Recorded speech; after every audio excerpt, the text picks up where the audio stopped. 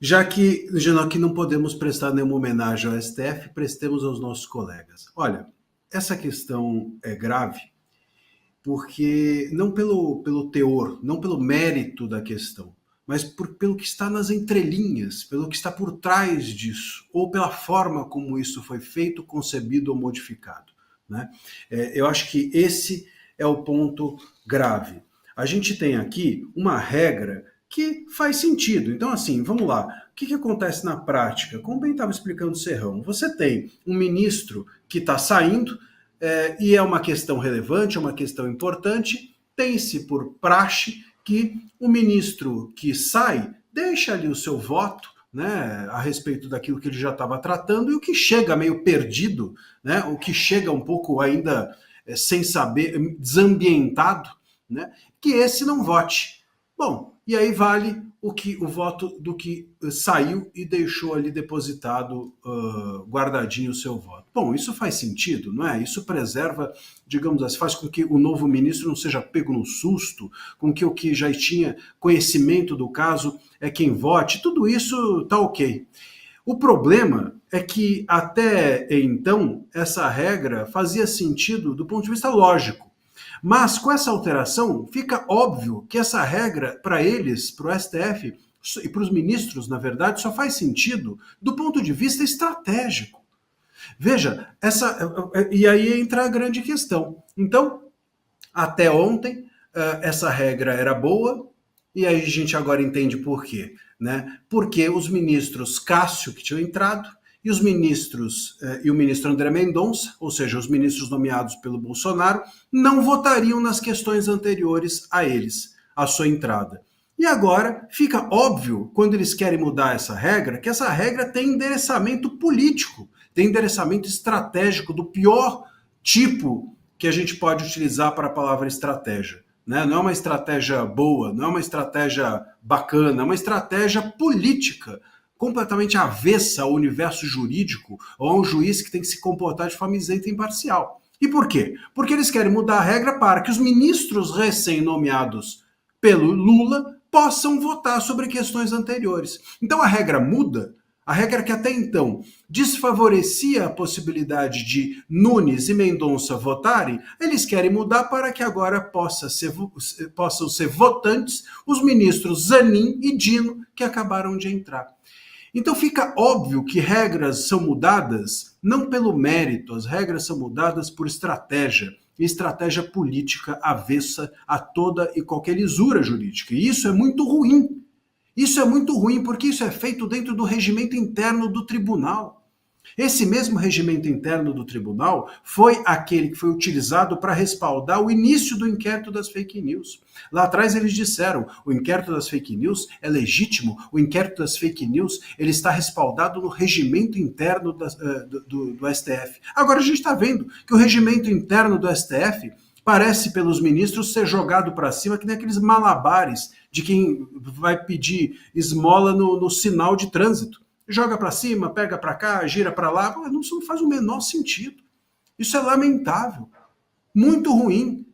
O Serrão falou bem sobre... Ele estava falando do Vale o Escrito. Eu fiquei lembrando aqui, tem uma série até sobre bicheiros, né, que diz Vale o Escrito. Poxa, devia valer o escrito não para o jogo do bicho, devia valer o escrito para a Constituição, para o regimento interno.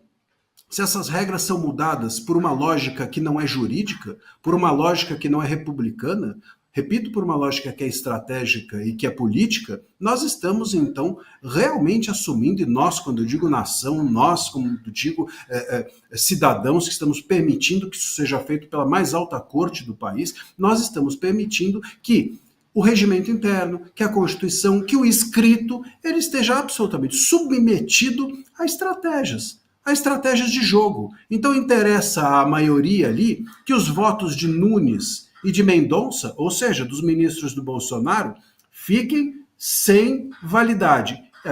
E aí tudo bem, aí vale uma regra. Quando interessa que os votos dos ministros nomeados pelo Lula, ou seja, Zanin e Dino, tenham validade, aí a regra muda. Então tá claro, me parece óbvio, a imprensa não teve nem pruridos dessa vez ao noticiar o caso, e acho bom que assim seja, né? Diferente da classe jurídica, que eu vi alguns juristas ou alguns advogados comentando o caso e dizendo que tudo bem, que o modelo serve, tanto um modelo quanto o outro são justificáveis, mas tudo é justificável. Censura é justificável, ditadura é justificável, tem gente que justifica até assalto, não tem parcela ideológica da nossa população que acha que o assalto é justificável, que as pessoas que assaltam são oprimidas, então elas estão reagindo apenas à opressão que sofrem. Tudo é justificável. Sempre vai alguém conseguir bater palma para a coisa mais escandalosa do mundo. A questão não é ser justificável. A questão é a gente ter um mínimo de bom senso e olhos abertos, estarmos despertos e atentos o suficiente para entender o que está por trás da regra. E a regra é clara, nesse caso, né? Não tem nada de jurídico nessa alteração. É uma alteração que simplesmente visa a fazer com que os votos dos ministros nomeados pelo Bolsonaro não valham e os ministros nomeados pelo Lula valham. Ou seja, nós estamos escancaradamente diante de um Supremo Tribunal Federal, de uma Corte Constitucional, da mais alta corte do país, que não tem receio de expor a sua vontade de ter votos ideológicos. E votos ideológicos pró-governo, votos ideológicos pró-progressismo, votos ideológicos pró-esquerda. E aí você fala, mas também, enfim, é um processo lá, ou outro, eles não estão votando coisas importantes. Como que não estão votando coisas importantes? Eles estão votando todas as coisas. No Supremo Tribunal Federal hoje votam-se todas as coisas, inclusive as que deveriam estar no Congresso.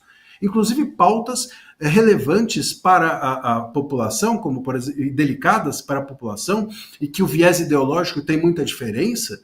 As pessoas conservadoras, religiosas têm uma visão, as de esquerda têm outra, a visão, as premissas de visão são, portanto, relevantíssimas, como aborto, como drogas, como redes sociais.